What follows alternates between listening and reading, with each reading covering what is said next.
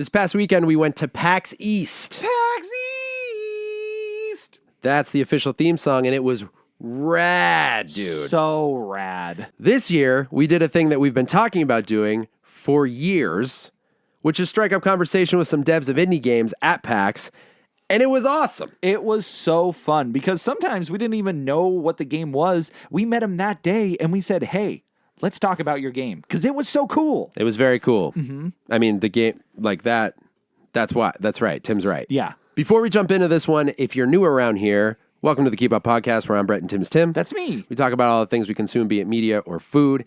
And today, we got this interview with the level designer of Fresh Tracks, an upcoming indie rhythm game that was a blast. We both I played it. You played it? I played it. We both played it. It was so rad. Nick was kind enough to hang out with us for a little bit, tell us how he builds the levels, how his musical background goes into designing the levels, some of his inspirations for the game, and where you can get it very, very soon. Tim, anything else? As someone who is not yeah, let's get to it. Enjoy the interview.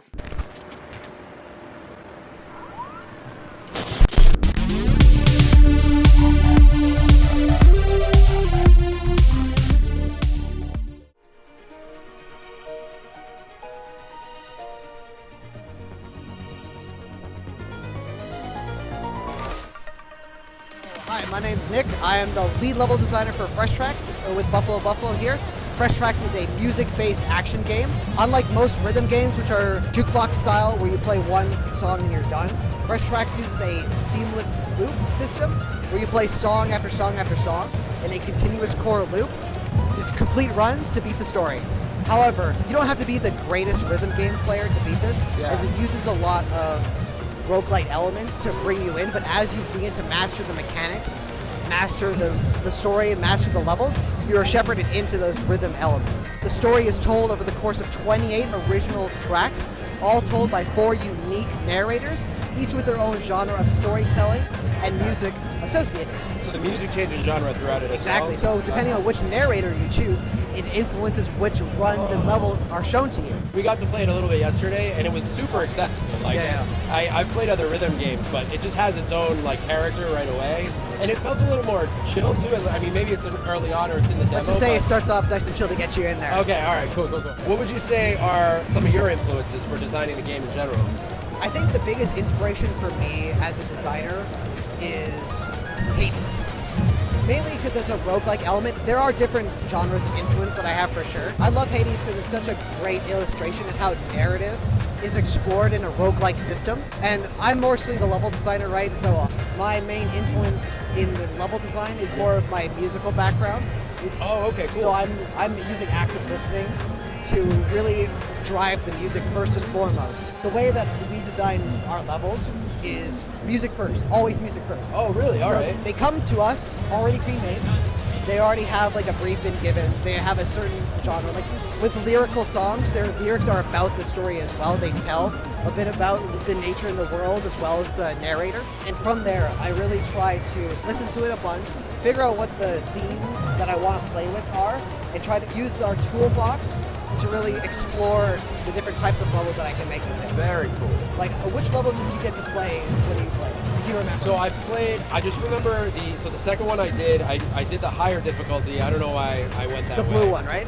Yes. Yeah. In the trees with the blocks? So many trees. Yeah.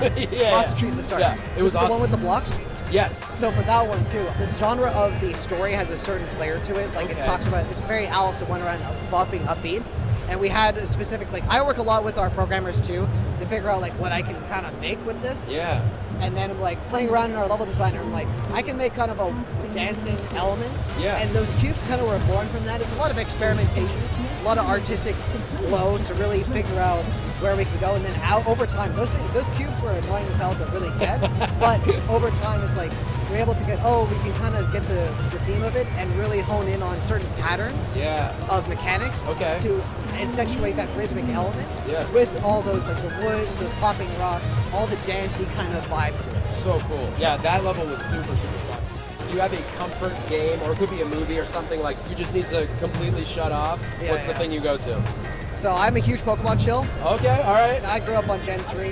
Okay. That was like my gateway drug Yeah, a little bit. So Pokemon Emerald is like I've played that thing so many times. I think now is that I make games, I feel like I go in and out a little bit. Really, that makes sense. Yeah, a lot of people when they make games, they tend to move away from playing them. I still love playing games, but sometimes you're like, I gotta not sit at my computer all day personally. Right. So I'm more of like a couch guy now. But another big like comfort game is Hollow Knight. Hollow Knight is Hollow a big like my favorite Metroidvania ever. Yeah. I think it does like I'm a big themes guy, themes and atmosphere like Yeah. that, right? What are the odds? Anything that harmonizes both the soundscape, the visual language, the environmental storytelling, really like do it for me. Yeah. And that is like probably the best example I could really give of it. We talked about Ori yesterday. I think we That's did another Ori one. and Ori. Yeah, That is another one. I think Hollow Knight does it differently. It's more For sure. I like more like I'm thinking about it versus Ori is more of like a told story. Right. Which I like too, but Hollow Knight just gives me more. Yeah, it's Yeah. a different experience. It's a different experience. Fresh Tracks will be on Steam Next Fest in June. You can find us there. We'll also be releasing in Q3, I believe August is the date. I can't quite remember off the top of my head. But our studio is Buffalo Buffalo. Our first title, we're so happy just to be here and really happy just everyone's having a good experience. I couldn't be happier with the reception we're getting. Thanks so much for taking the time, man. Thanks so much Really for listening. appreciate Yeah. it.